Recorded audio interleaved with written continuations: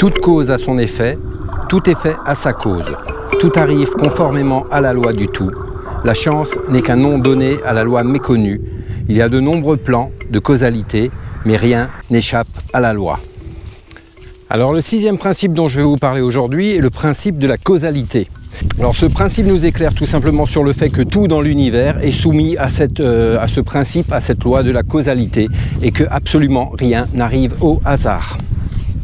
Le hasard n'est qu'un mot qu'on utilise pour désigner une cause non reconnue, non comprise.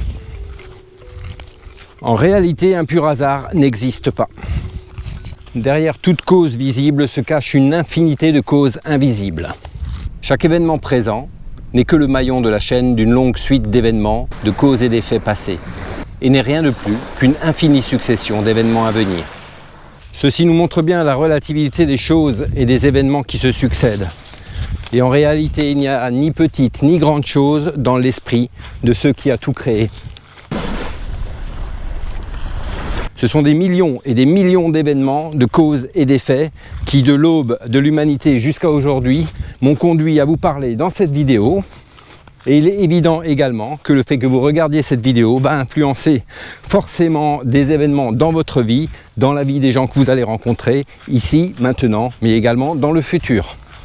Toute pensée que nous avons, tout acte que nous accomplissons a ses résultats directs et indirects dans la grande chaîne de la cause et de l'effet qui se déploie dans l'univers.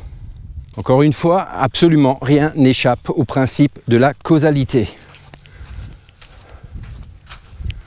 Prendre conscience de ce principe nous permet déjà dans un premier temps de prendre la mesure de l'importance de nos pensées, de nos paroles et de nos actes. Prendre conscience de ce principe peut nous permettre en tout cas de prendre conscience de l'importance et de la responsabilité de nos vies et du travail que nous avons à faire pour nous aligner dans cette vie.